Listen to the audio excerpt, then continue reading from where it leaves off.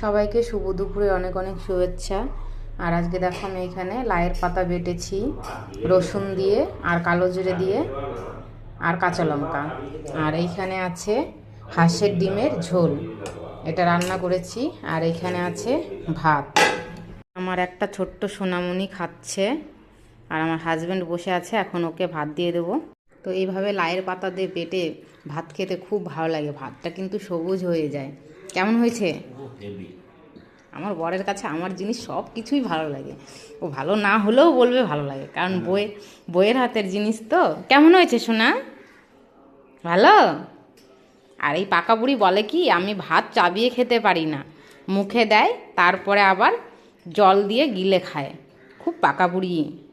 তো এই যে যে সবুজ হয়ে গেছে ভাতটা, এটা খেতে যে এত ভালো লাগে,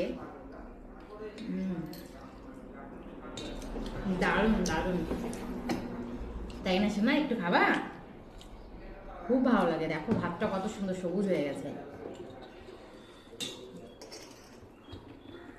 আর ওটাতে খাওয়া হয়ে গেছে।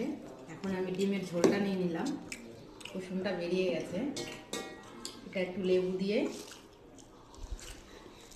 লেবু এখন ভালো করে রস হয়নি। ডিমের ঝোলটা দেখি কেমন হয়েছে।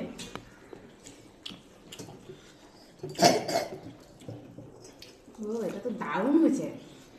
নিজের রান্না নিজেই প্রশংসা করছি, সত্যি খুব ভালো হয়েছে। কেমন হয়েছে?